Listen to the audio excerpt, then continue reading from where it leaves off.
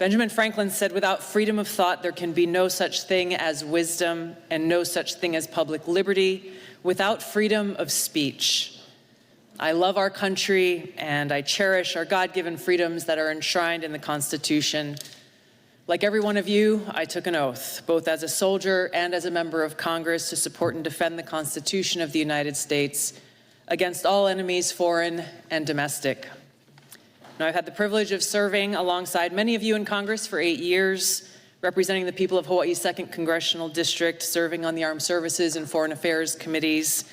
I'm honored to be able to continue to serve as a Lieutenant Colonel in the U.S. Army Reserves now for almost 20 years, where during that time I deployed to 3 war zones and participated in multiple overseas training exercises, where I had the opportunity to see firsthand what life is like in countries where there is no First Amendment, where there is no free press, where government deems itself to be the moral arbiter to its people, dictating to them what is right and wrong, what can and cannot be said, who can speak, who cannot, who is free to worship, and who is not.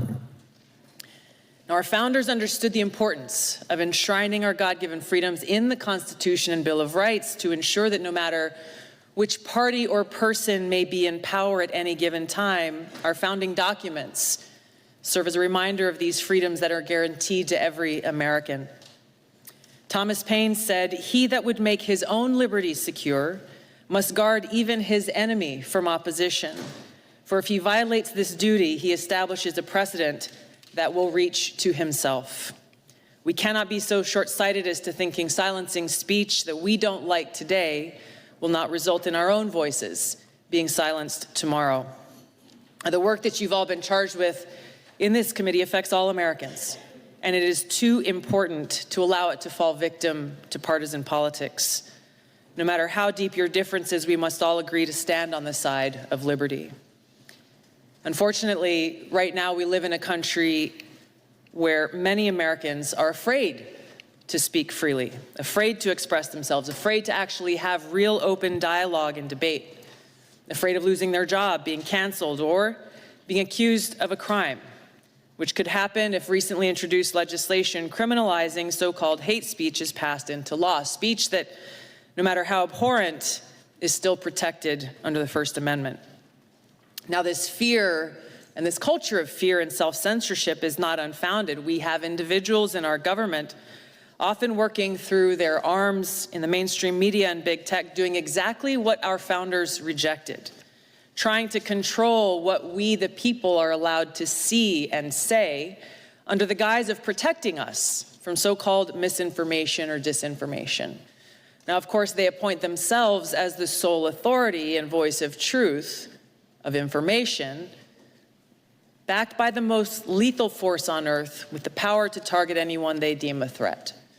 They alone are the ones, self-designated, who get to decide what is true and what is false, what is information and what is misinformation or disinformation. They say they're doing this for us, that they're doing this for our own good, to protect the people.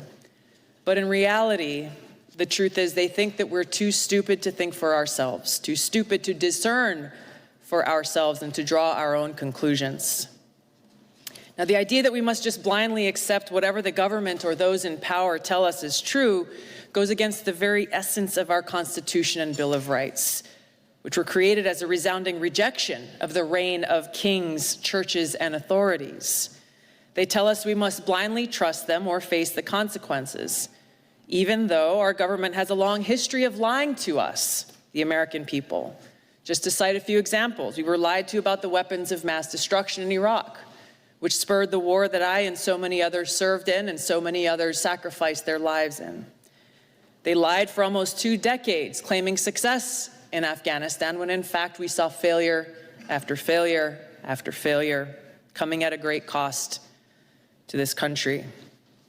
We saw lies about Vietnam that were revealed in the release of the Pentagon Papers. We saw lies about our own government illegally surveilling Americans. These are just a few examples. There are many more.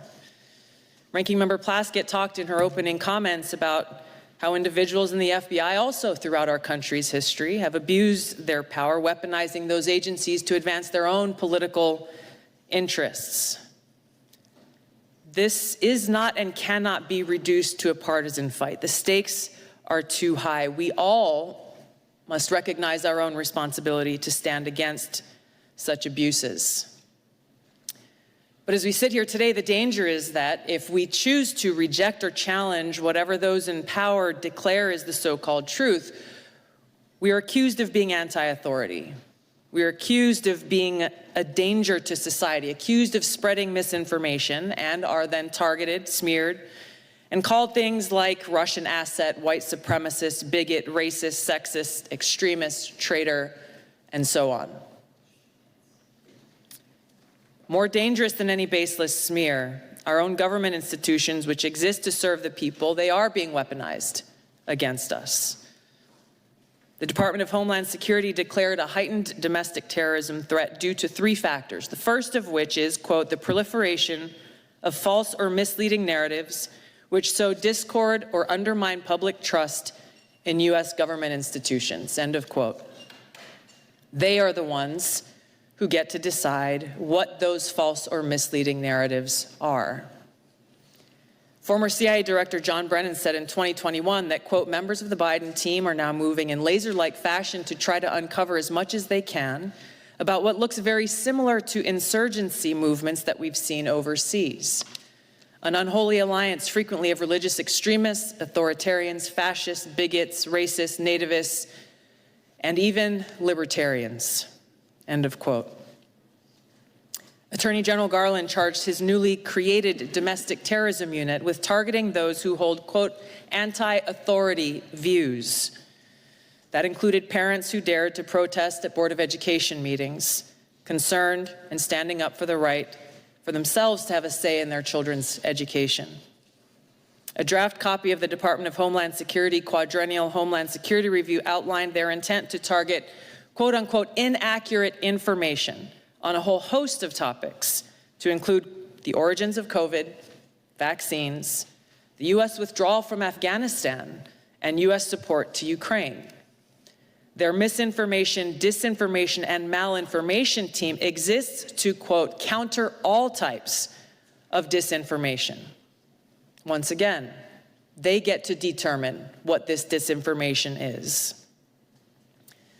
Meta CEO Mark Zuckerberg revealed on the Joe Rogan Experience podcast recently that Facebook limited the exposure of the New York Post Hunter Biden laptop story just weeks ahead of the 2020 election, only after talking with the FBI. Twitter took similar action, but they recently apologized for doing so, recognizing that their decision was wrong. The cozy relationship between the White House officials, the Department of Homeland Security, the FBI, and big tech is now well documented and results in private companies not restricted by the First Amendment doing the dirty censorship work of those in government who are not legally allowed to do so themselves. The threat big tech monopolies pose to our democracy is real and serious. I've had personal experience with this. After the first Democratic primary presidential debate in 2019, I was the most searched candidate of the night. Unfortunately, and suddenly, my Google Ads account was mysteriously suspended without any notice or explanation. There were no responses to our multiple attempts to resolve whatever problem could have caused this, but after some time passed, magically my account was reinstated, again with no explanation or apology. But their actions limited my ability to connect with voters who were actively seeking more information about my candidacy and why I was offering to serve them as President and Commander-in-Chief. This has not only happened to me, it's happened to other candidates running for various offices. Joe Kent, running for Congress in Washington State, is one I know personally of. This happens all the time, with these big tech monopolies interfering in our democracy by manipulating search results based on whatever it is that they want the American people to know about a particular candidate or issue that should be concerning to any one of us and all of us. And now recently we've learned that with the release of the Twitter files detailed by Matt Taibbi and others, high-level former FBI and CIA and other government officials were behind Hamilton 68 and their list of 644 social media accounts supposedly linked to, quote, Russian influence activities online. Now, Hamilton 68's work was widely cited as fact by institutions like Harvard and Stanford, by mainstream news organizations across the board, by members of the House of Representatives and Senate from both political parties, including the head of the Intelligence Committee. The problem is, it was false.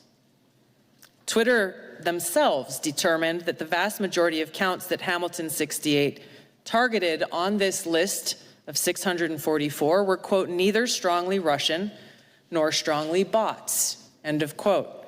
They were mostly anti-establishment American voices from across the political spectrum. I was one of them. Former Secretary of State Hillary Clinton accused me, a sitting member of Congress, a soldier, and a candidate running for president, of being, quote, groomed by the Russians. Her baseless smear worked as intended. It was something that was repeated over and over, headline after headline, article after article, pushed online in every way. This had the harmful impact that was intended. I could give you many examples of interactions that I've had with people throughout that campaign and still today. But I remember one in particular that had an impact. Just weeks after this statement was made, I was in South Carolina at a campaign event when an elderly woman came up to me, and I could tell that she was very disturbed. She came up and she put her hands on my shoulders and she looked into my eyes, her eyes welling up, hands shaking, and she said, "Look me in the eyes.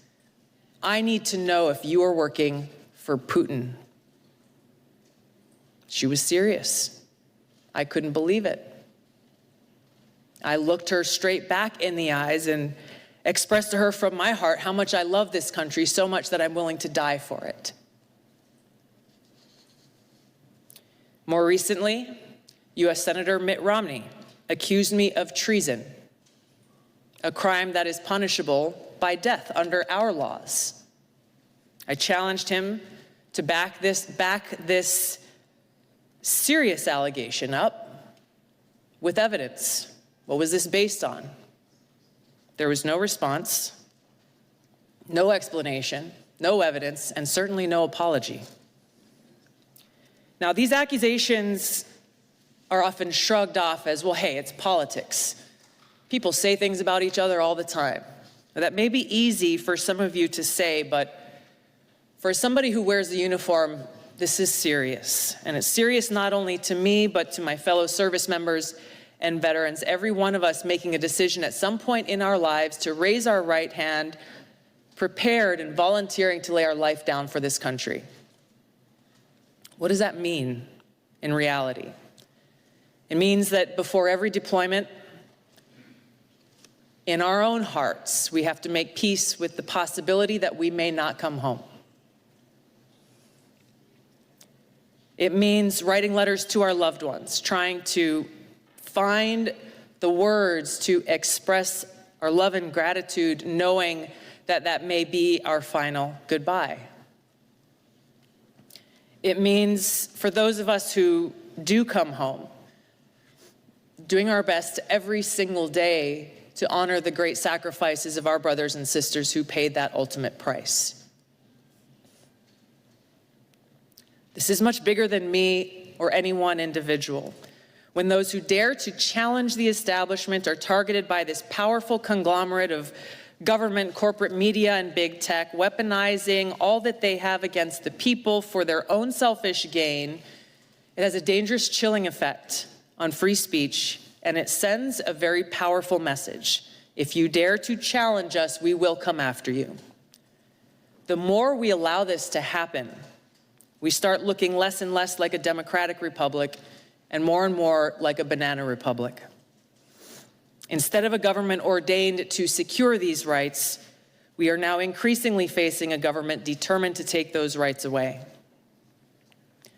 George Washington warned, "For if men are to be precluded from offering their sentiments on a matter which may involve the most serious and alarming consequences that can invite the consideration of mankind, reason is of no use to us. The freedom of speech may be taken away, and dumb and silent we may be led like sheep to slaughter. We have to stop this insanity and protect these sacred freedoms, vanquish the fear and self-censorship that is now pervasive. Every one of us taking action to breathe new life into the open marketplace of ideas that is at the heart of a thriving democracy, encouraging vigorous and substantive debate, encouraging people to think for themselves so we can draw our own conclusions, where we can disagree without devolving into hate, where we can respect each other as fellow Americans and treat each other with aloha. The work you have before you is critical for all of these reasons. The stakes are high. The consequences, for better or worse, will be long-lasting. And for the sake of the American people, our freedom, and the future of this country we love, I pray we can set aside our partisan differences and commit to standing together to defend the constitutional right of every American to live free. Thank you, Mr. Chairman.